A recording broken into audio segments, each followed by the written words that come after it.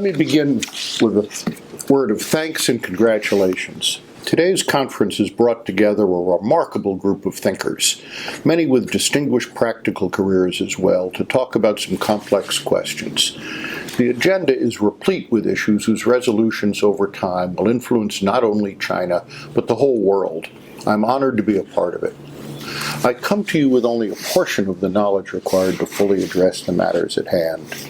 My current work as an insurance executive and entrepreneur represent my third career. I was in the 1970s a lecturer in economics at Harvard, where I earned my PhD.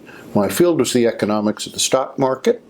I then went on to 8 years in government service, including time as chairman of the United States Commodity Futures Trading Commission, our country's principal regulator of the agricultural and financial derivatives markets. On returning to Boston from the tour of duty in Washington, I secured the requisite funding to create a new automobile and homeowners insurance company, which has now grown to a fairly substantial size and where I still serve as CEO. All of this is to say that I claim no specialization in high tech and wouldn't pretend for a moment to compete with others here on knowledge of China. What I will say today bears on technology, of course, but it's based on my grounding in economic principles and, perhaps more important, an interest in the science of human nature. China and the United States are obviously very different in their cultures, in their histories, and in their systems of government. One contemporary issue they share, however, involves how to think about the massive corporations and huge personal fortunes that have been generated in the last few decades by modern technological advances. No country other than China and the United States can come close to boasting so many tech giants or so many tech billionaires. We can be rightly proud of our nation's tech geniuses and their thought leadership, but there are inescapable societal dilemmas arising from the scale of these companies and the extremes of wealth they've generated for their owners. These questions are among the most challenging and vexing that our two countries face today. Why have these tech companies and the accompanying fortunes come to exist at such unprecedented scale? Are they the friends or the adversaries of national prosperity, social harmony, and good government? Are there policies that nations should adopt to guard against the potential harms that can arise without sacrificing the undeniable benefits?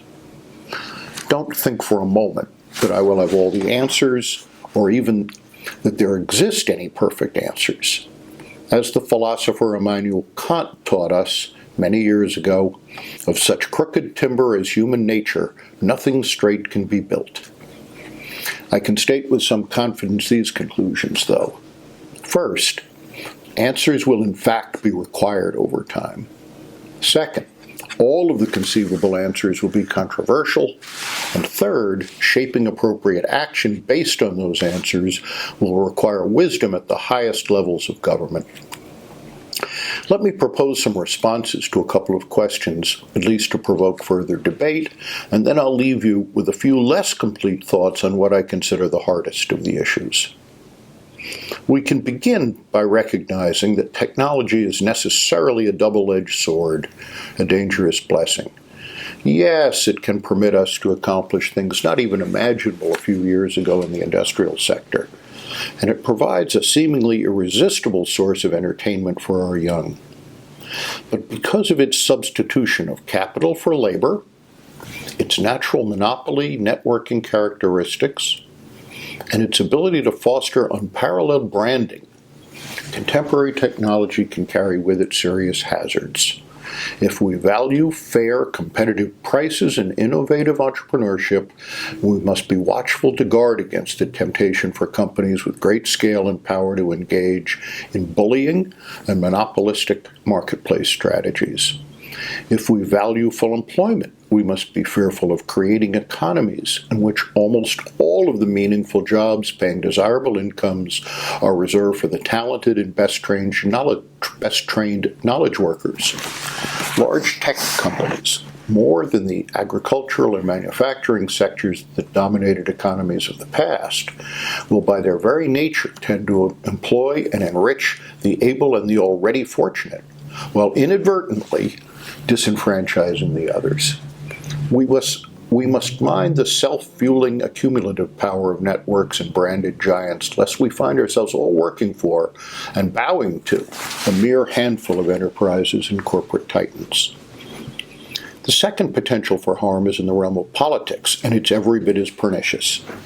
Unlike all other species, human beings evolved to trade actively and incessantly with one another. This is part of the explanation for our evolutionary success and planetary dominance. As a result of our deep-seated proclivity to trade, we must accept that in any society in which government authority is vested in a relatively few and wealth is concentrated in a different elite, the trading of permissions and privileges for money becomes inevitable. This process has been partially legalized in the West in the form of campaign contributions. In China, it's generally illegal and punished severely. But a behavior so rooted in human nature as corruption won't be entirely stopped in either place. It can only be moderated and constrained, but that is exactly what an admirable society must do. While the concentration of power and wealth in different hands is better than placing too much of both in the same hands, as occurs in imperial monarchies, it is never without its dark side, especially when concentrations of wealth and power are maximized and the corrosive swaps of money for favors are both unlimited in scale and undisclosed. Among the consequences of conspicuously excessive wealth disparities and corruption is a distortion of the public good. And if sufficiently extreme, this can undermine social cohesion and eventually destabilize a society. Those people excluded from the trading elites become resentful, cynical about their leaders, and vulnerable prey for autocrats and demagogues who promise a false cure. In the end, a society that fails to share its wealth across the broad middle of its population invites its own undoing. Don't forget that both modern China and the United States are products of revolutions. And modern megatechnology, for all of its benefit, cannot help but be an aggravator of the excess concentration problem today. The best of ancient hunter-gatherers and then later subsistent farmers could produce small multiples of their average neighbor's yields. And in the last few centuries, industrialists could make far more in relation to what their workers made. But today, the ownership and control of technology, unprecedented financial leverage, and mass communications widen the potential accumulation gaps and permit nearly limitless ratios of owners' fortunes to workers' wealth. The trading of favors between the wealthy and the powerful, of course, is not a problem limited to the tech sector, but it may be of particular concern there, at least with respect to the social media element, because social media barons can exercise direct political clout as well as offering cash. Partial cures are easy to recommend. Both the United States and China can strengthen corporate antitrust enforcement to discourage the worst of anti-competitive behaviors. That would require not only discouraging some acquisitions and further penalizing predatory practices, it may also call for enacting new privacy laws that shift ownership of individual information to the customers. Effective corporate tax rates are substantially lower now in my country than they used to be, and lower still in China. Taxes on corporate profits accrued in both of our countries could be higher and more progressive than today. The United States, moreover, has gradually weakened its tax on individual estates, the fairest and wisest of all tax, to the point of near insignificance. China doesn't even have an estate tax, an inheritance tax. Tax policies in both nations can surely be improved if the required political will and courage are found. While policy changes like these are consistent with common sense, sense alone does not answer the question that I consider the toughest problem in addressing wealth concentration.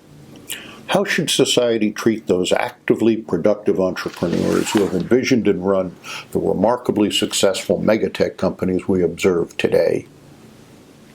There's a childhood nursery fable about a couple who acquires a magical goose that can lay eggs made of gold. The couple, in a fit of greed and impatience, decides to cut open the goose to grab more of the golden eggs. And of course they find themselves with nothing but a dead goose. Will limiting the fortunes and powers of the top tech entrepreneurs drive them to cease their exceptional contributions and thus disadvantage whole nations? The problem here is that individuals of genius and relentless drive really can make a difference in history, or at least in the speed with which historical progress arrives. And while you might think that the wealthiest among us should no longer be motivated by money, experience tells me otherwise. The most affluent entrepreneurs I know continue to be drawn by, and some even obsessed by, the bragging rights and competitive scorecards that money represents. It's far from apparent that the engines of change they have conceived and constructed would continue to run as well or as rapidly if converted into bureaucracies. Were this talk half an hour longer, I could list some good arguments on both sides of every question about individual wealth limitation and share some guesses about useful policy directions. But I doubt I could propose a path that this esteemed audience would be ready to follow. For now, though, my time with you having expired, let me simply ask that you consider remedying the more conventional tax and antitrust policy lapses I listed just a few moments ago. A great deal can be accomplished by starting with those. Thank you.